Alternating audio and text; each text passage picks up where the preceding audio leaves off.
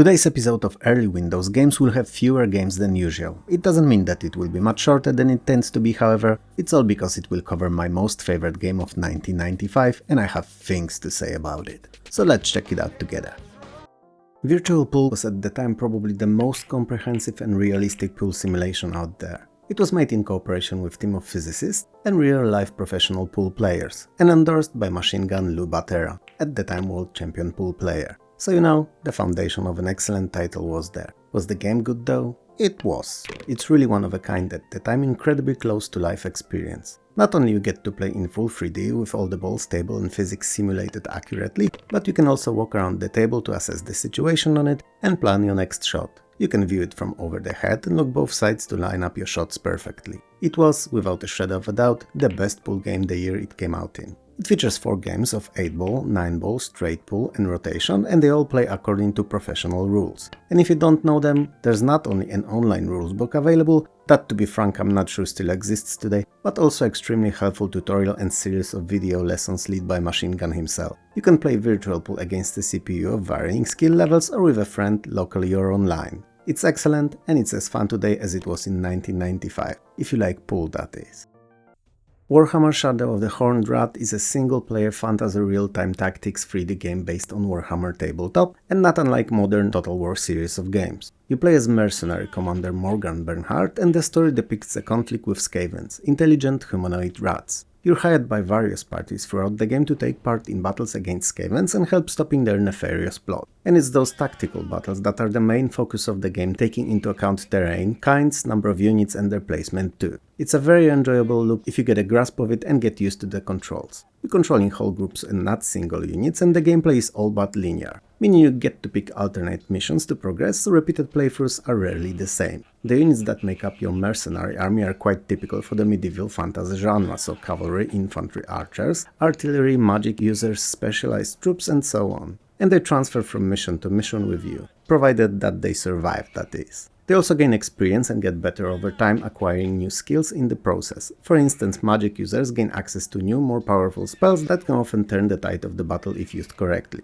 While the gameplay itself is varied and non-linear, campaign path is. And if you keep succeeding, certain story elements will repeat for all playthroughs. Given how fun and often tactically challenging some battles can be, fact that some story elements repeat is definitely not a detractor from enjoyment of this really cool game. After each battle you're given a debriefing listing a rundown on number of enemies killed, losses incurred and experience gained by surviving troops. Losses can be in form of injuries, which only remove affected soldiers temporarily for a duration of one battle, or kills, which are permanent and dead soldiers can only be replaced between battles in town, with number of reinforcements fluctuating and not always available to cover all your losses. It goes without saying that replacing more experienced units is much more costly than that of rookies, so keep that in mind. Warhammer Shadow of the Horned Rat, despite terribly aged simple 3D graphics, is still a terrific game and a great fun to play, and I do mean it as someone who usually doesn't care about real-time strategies.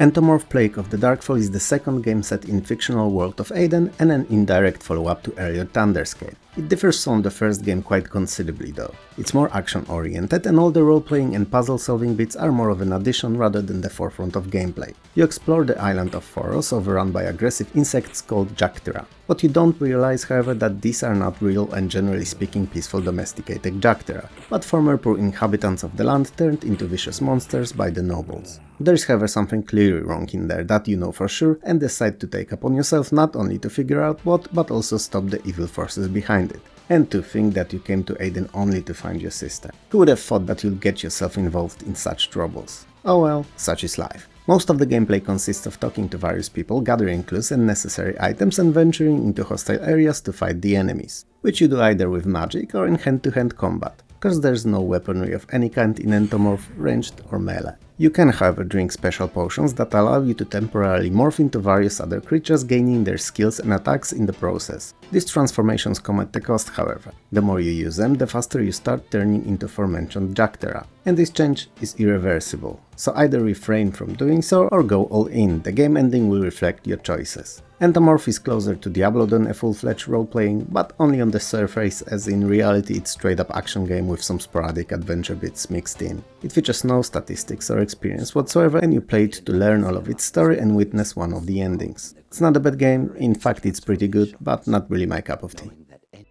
Bureau 13 is a computer adaptation of a tabletop role-playing game of the same title. It's not a role-playing game on PC though, but your standard point-and-click adventure. It's still pretty darn good, so don't hold the change against it. Or do, cause I'm not gonna tell you how to feel about it. And if you wanna be a 5-year-old and throw a fit cause it's not what you wanted it to be, even if it's really decent, then go ahead, be my guest. You know what? Do it in the comments below, so Batman and I can decide what to do with you. You with me on this, buddy? I'm Batman. Nice, I knew I could count on you. The titular Bureau 13 is a super-secret division of government agents that investigate and deal with otherworldly and supernatural events, all the while keeping their existence hidden from general public. Because what normies don't know, they don't fear, and what they don't fear, they're not prejudiced towards. Which is kinda important, especially that half of Bureau's employees are not human but vampires, ghosts and such. You know, it's a Man in Black with some Hellboy mixed in kind of an orc. You play the game as 2 agents that you can freely choose from available 6, and set choice will influence the entirety of your game, as not only they represent different classes and differ visually, but also have different skill set and strong and weak points. So all the puzzles you encounter may require using different approach and means to solve them. It's a fun concept that we've seen before in games like Maniac Mansion for instance, and it makes repeatable playthroughs viable, which is hardly a standard for adventure titles. The story starts slowly with you investigating a rogue agent who killed a sheriff in a small town, but quickly evolves into much bigger and deeper conspiracy that you will no doubt enjoy figuring out and experiencing on your own without me telling you all about it here. Especially that there's literally no random pixel hunting or trial and error puzzles in the game,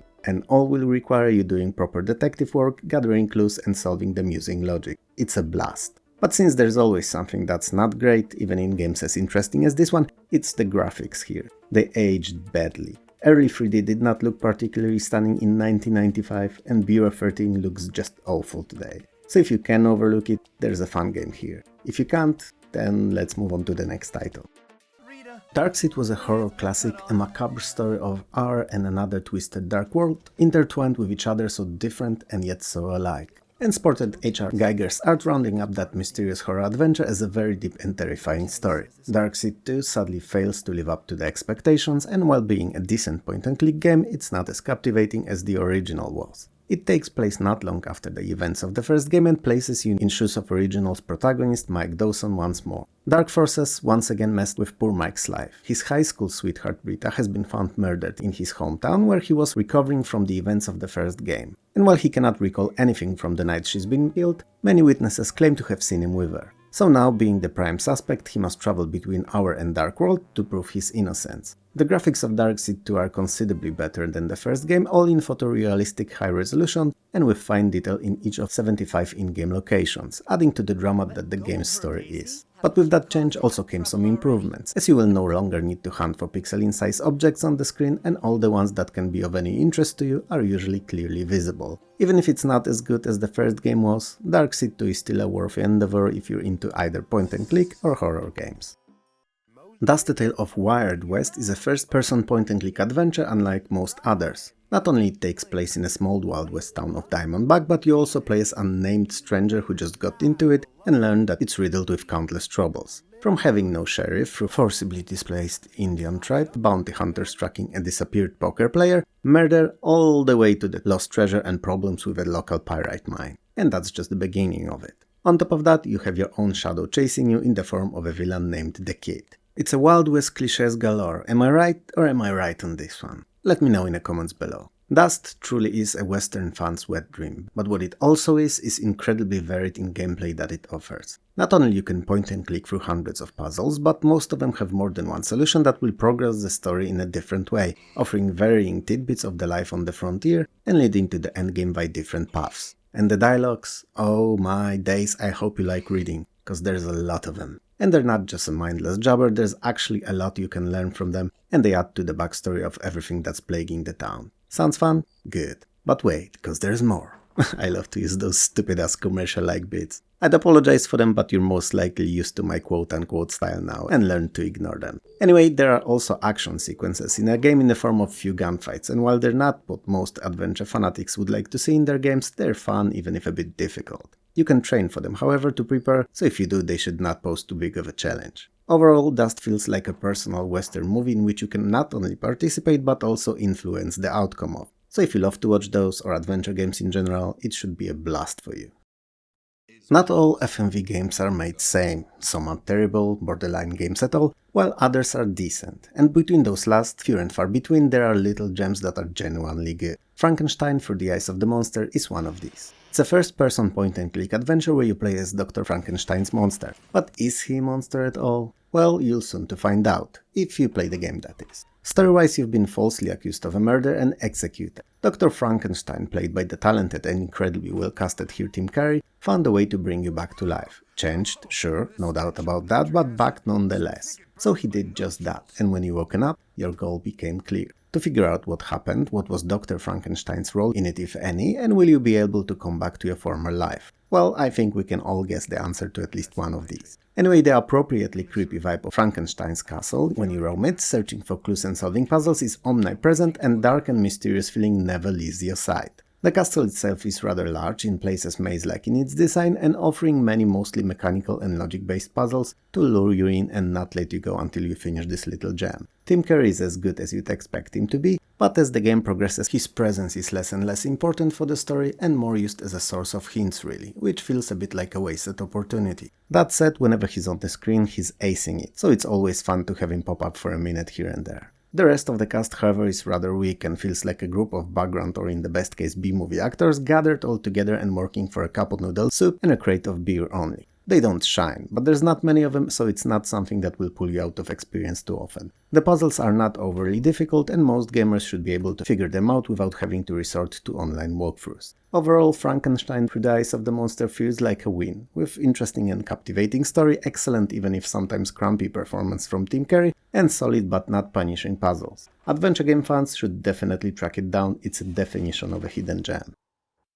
Grand Prix Manager, as the title may have gave it away, is a Formula 1 racing team manager. And as these not very often seen games go, this one's excellent. Sure, it's a bit dated by today's standards, but back then, there was no better. You can play it for up to 40 years of in-game time, and your goal is obviously to have your team be as best as it's possible and win-win-win. So you'll be responsible for everything, all of the day-to-day operations, and you'll even need to hire necessary staff, from engineers through mechanics and designers all the way to marketing and drivers. The best picks will obviously yield higher chances at your success. While all that sounds simple and straightforward like a direct recipe for winning, it's hardly that. All because you're working within your budget constraints, and being able to hire some of the best in any of the categories will take a while. Sure, your marketing staff may negotiate a better deal with advertisers, giving you a little bit more wiggle room when it comes to spending, but it will take a lot of time for you to be able to afford the best of the best. Engineers, mechanics and designers are responsible not only for preparing your car for the race day and keeping it in tip-top form, but also for research and development of new parts, driver aids and new chassis. It's a struggle. But it's a fun struggle, so at no point in game you'll actually feel like dropping it.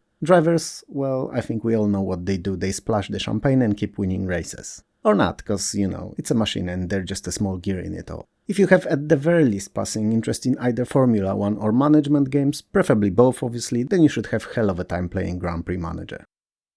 Johnny Mnemonic, William Gibson's short story and Keanu Reeves' movie are both amazing, each in their own right. Today's game, also called Johnny Mnemonic, is really not. It has all the makings of an excellent FMV title, and these are rare, few and far between as you know, so really good and interesting story, excellent source material to base that story off, full screen video sequences, in fact easily over 2 hours of this, and sci-fi theme which more often than not is a guarantee for success for audiences of most ages. What it does not have, however, and it breaks the whole game really, is fun, non-linear gameplay and lack of tedious repeatable action sequences. In fact, it's unfortunately chock full of these. So the 2 hours of video will be stretched to serve multiple short clips repeated time after time again, as you battle through particular difficult action sequence. And since the controls are just horrendous, you'll be repeating parts of the game knowing very well that your failure was not entirely your fault, or at all even. And that feeling is what may drive many gamers to just drop the game entirely. Because while most of us are happy to get better, to train to overcome our limitations and learn the ins and outs of a particular game, we are not happy when the roadblocks stopping us from progress are badly thought out controls. Anyway, you play as the titular Johnny Mnemonic, who is carrying more data in his head than it's capable of holding, and the data leakage may kill him if not unloaded soon enough. Same as in a movie. And you also control his bodyguard Jane, who will be taking part in most combat sequences. The game is first-person FMV adventure that's 90% boring as action sequences, intertwined with 10% of adventuring and puzzling bits that serve only to advance the plot. Being the fan of the movie and sci-fi in general, I wanted to like this game, I really did. But I feel everything that's lacking is just a bit too much, even for most hardcore fans of the genre, and I doubt that anyone will find much to enjoy in it.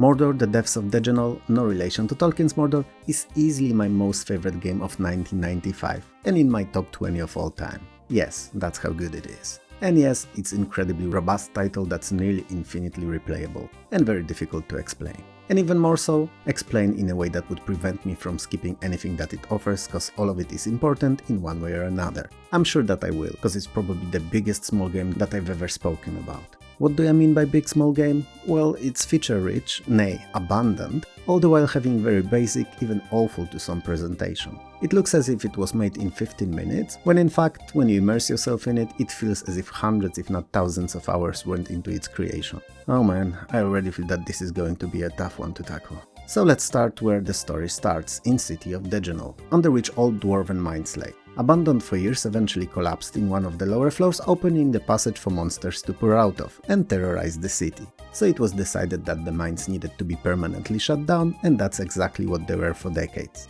Eventually, however, city elders proclaimed that they should reopen, and adventurers were hired to clear them out. This quickly fell to what lived within, and a new bunch of young 16-year-old trainees was tasked with exploring and clearing the dungeon. And you're one of such young adventurers. Or two, or three, or four for that matter, cause you can actually form a party in Mordor. And you should, really. As playing the game with just one character is more directed towards advanced players who've ventured the depths of Dejenol for at least few hundred hours and know at least a bit how game's inner mechanics work and how they intertwine with each other. And yes, you've heard that right, hundreds of hours. When you start the game, same as with most dungeon crawling RPGs, you have to create your party of characters. So pick the name, and that's where the easy part of the game ends. Because even picking a class is tough. Many of them are race or alignment locked, so you'll have to pick those appropriately, but most importantly some are stats locked. You will notice while playing that you cannot pick certain classes whatever you do here. And believe it or not, that's by design, because some classes you can only switch to after hours of playing and leveling a character in one of the basic ones. There's no other way of obtaining them.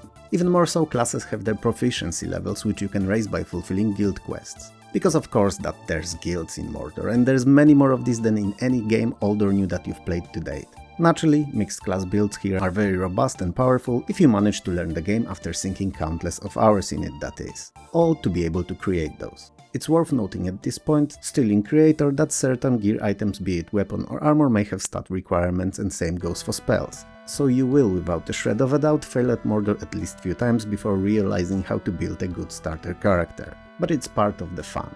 It's not a game for a Sunday role-playing fan, it's for someone who loves depth in their games and likes to learn all that there is about them, to eventually aim for min-maxing of stats. Racial stats that are shown in the creator can be extended, and you can eventually go over the max by even up to 5 points. Characters, well, all starting at 16, depending on the race, have different lifespans, and if killed and resurrected or lost in a dungeon, they may lose years of their life, and it's not unusual to witness your favorites die of old age. And they will, as like I said, mastering Mordor is a full-time job. But one you can actually enjoy and learn from. Or is it just me that I'm not happy where I am in my life employment-wise? Oh well, let's move on. When you've done with creating your characters, the game will ask you for a password, which you can ignore. It's a feature that was implemented as devs expected the game to be played by many different players on the same PC sharing the same dungeon. And yeah, they do. So more often than not, if there's more of you playing, you may actually find in dungeon a body of another player who died there before. And you can do both. Loot it, because of course you need the gear and gold more than the dead guy does, or bring it back to town to resurrect it. And honestly, it's a feature that I mostly use to recover my own great fallen adventurers with a group of new ones, just to bring it back to default once more and complement my new party with it.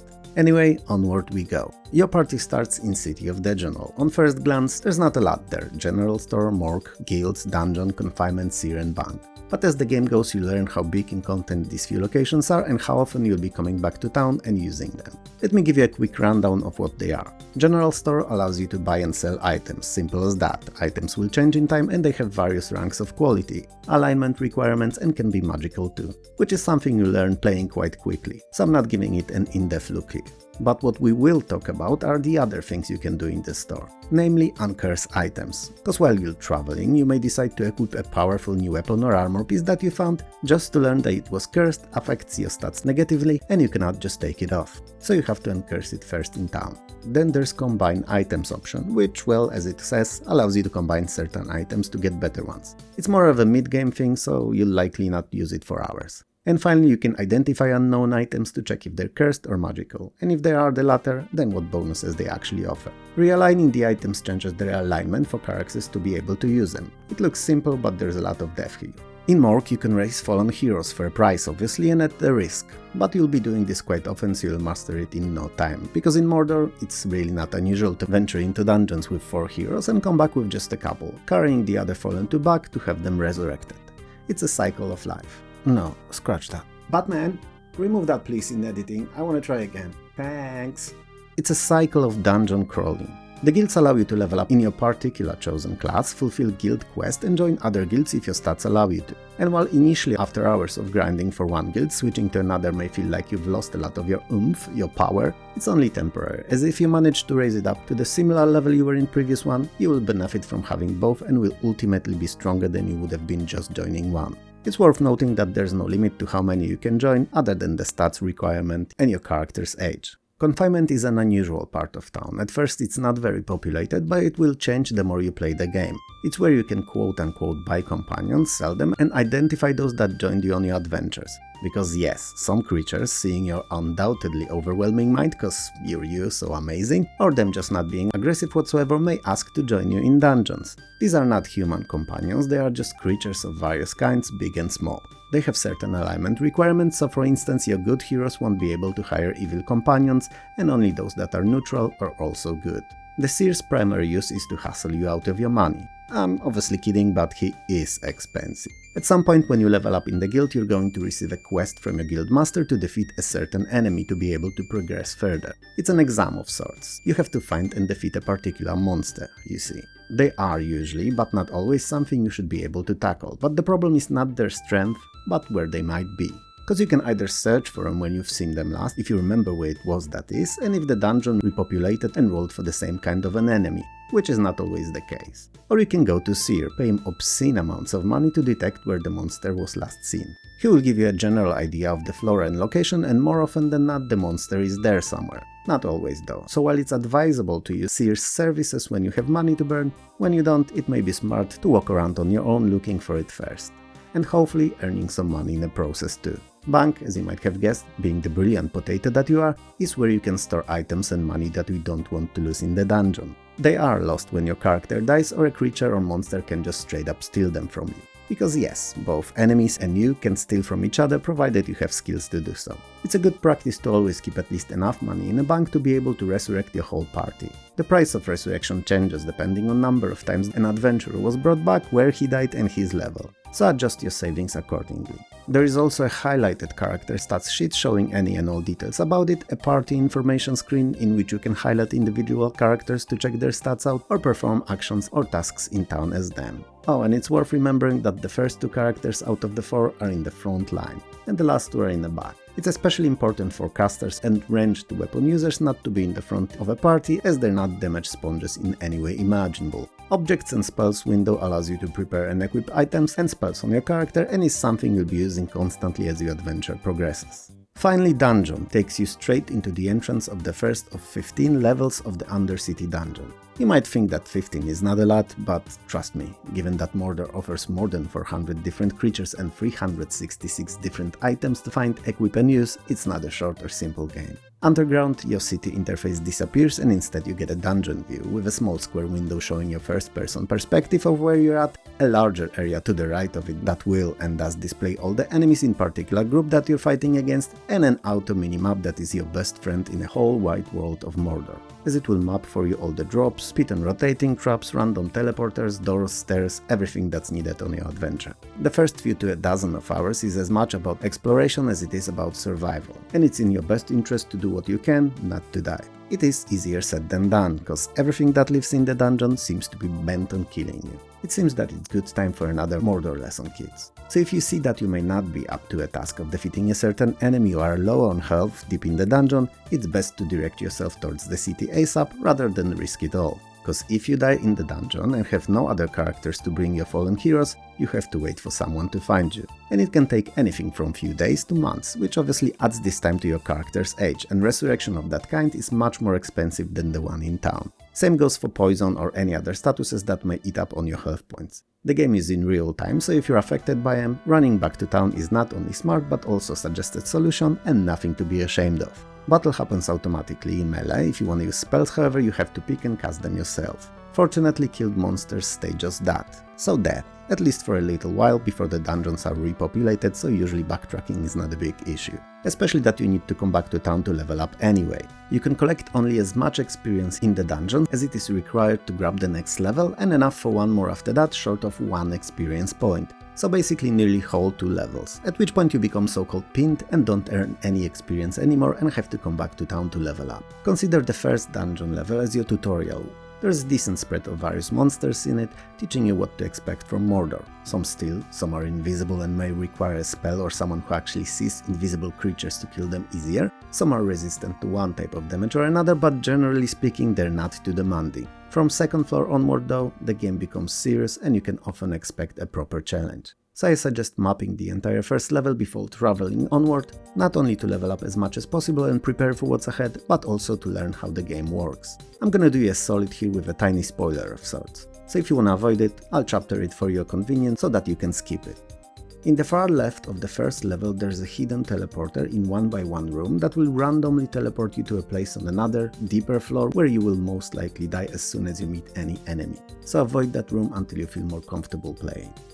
Defeated enemies often leave chests behind, and some of these may be trapped, so it's good to have someone in your party who can actually detect and disarm traps, and also a caster who can open magically locked chests. Mordor is a ginormous game, one of the biggest to come out in 1995. It may not feel like it as you map out the first dungeon level, but more you play, the quicker you realize that the deeper you go into dungeons, the more strategic and less all-out attack your approach should become. You might have noticed by now that aside from general reasoning for your entering the dungeon, I've said nothing about the story. You didn't?